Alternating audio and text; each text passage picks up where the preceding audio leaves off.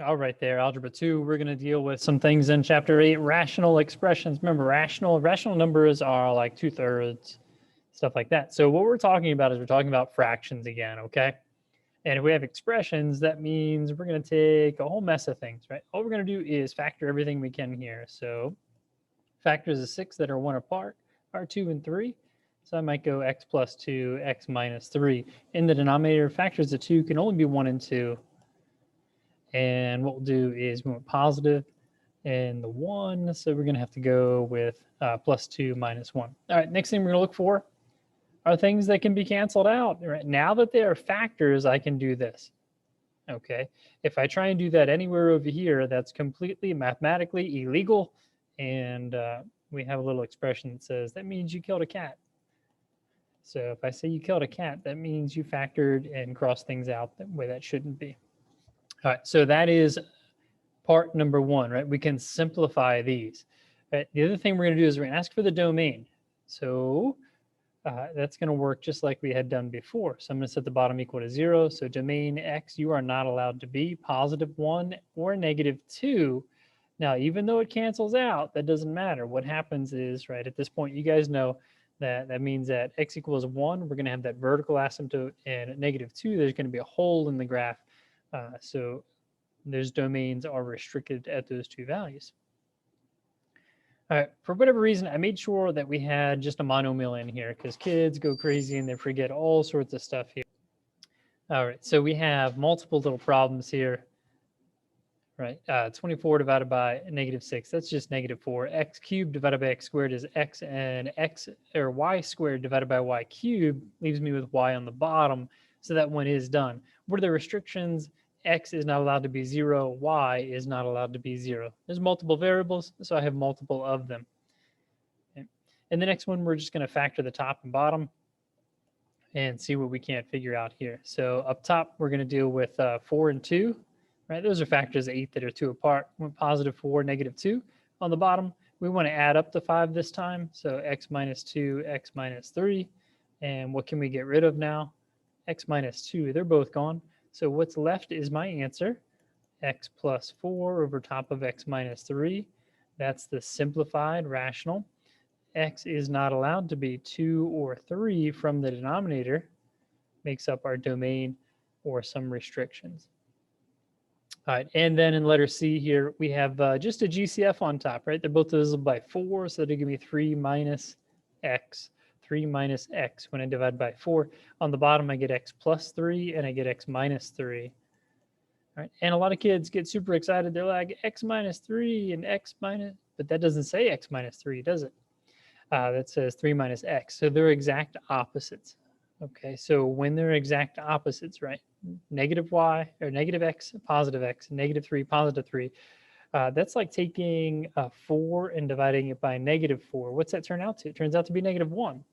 So I'm going to get negative 1, and I'm going to put that somewhere, top or bottom. Doesn't really matter. In this case, I'm going to put on top. So it's negative 4 over top of x plus 3. That's our simplified rational. Restrictions, x is not allowed to be plus or minus 3, gives us our domain for letter C. Okay, so look out for those opposites. Okay. And like, you know, I've been doing this for a little while, so I knew right away when they had this set up, there's a pretty good chance I was going to end up with dividing into a negative 1.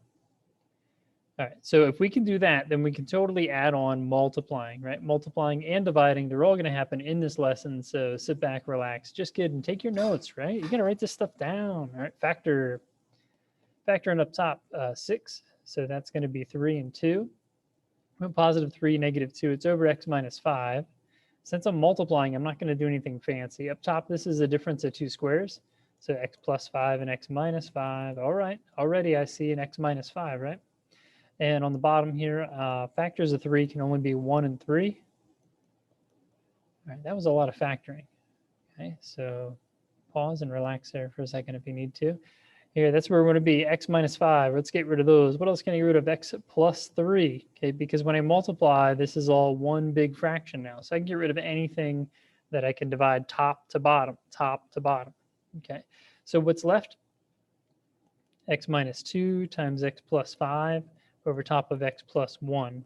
But wait, Mr. Tolo, can I FOIL those? You totally can. Am I going to ask you to? No, it's not necessary at this point. All right, domain restrictions, we still have those. X is not allowed to be, so I go through the bottom. 5, -1, and -3. So there's always two parts to this whole thing. Okay, so we're going to simplify what we have. Then I'm going to go back through that denominator and find anything that was in the denominator that would cause me an undefined, right? It's dividing by 0, not cool. All right, so one more here. We're going to divide.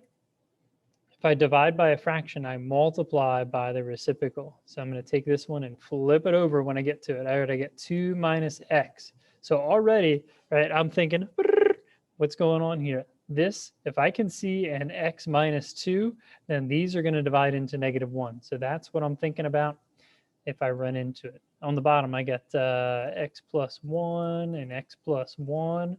I could write it as squared, but I want to keep track of if I can factor this. And I don't want to have a squared on here. If I can cancel something out, then I want to be able to do that. So for the top of this one, I'm actually going to focus on the bottom right here, x squared minus 1. Well, that's x plus 1 and x minus 1. And then for the top in my original, that goes on the bottom. So factors the 10 that are 3 apart. Well, that's 2 and 5. And I went positive 5, -2. All right, so here are the things that we're going to get rid of. Ready? We're going to get rid of an x plus 1. I can get rid of an x minus 2 along with a 2 minus x as long as it turns into -1 somewhere. And then I don't really have anything else. Okay, so what's my final answer look like? My final answer looks like negative times x minus 1 on top. On the bottom, it's x plus 1 times x plus 5. All right, now here's where it's a little bit tricky. Okay, I'm only concerned with how the problem starts for these domain restrictions. Okay, but right now, it looks a little bit weird because they're all right foiled together, right? I want to know what they are when they're factored out because it's easier to identify. So here's what I do. I take this one and this one, right? Because that's based on their original location. Those are the things that cause a domain restriction. Okay, so x cannot be 1 and -1, and then a -1 and a -1. So they're all taken care of. So I don't need another comma for any more numbers there. Okay, so we're going to simplify just one single fraction. And then we're going to multiply, which just means I'm going to ask you to like factor a whole bunch of stuff, and then divide, which is still factor a whole bunch of stuff. But don't forget, we need to flip one of these guys over, right? So that should be everything. I got a little lesson check there. If you want to give those a try, that way you can see if you're doing okay, if you're in my class. If not, that's too bad. And then the homework is listed below here, and we'll work on that after we take care of some questions together. So of course, if you want to work ahead, if you're feeling good about it, then go for it. All right, peace.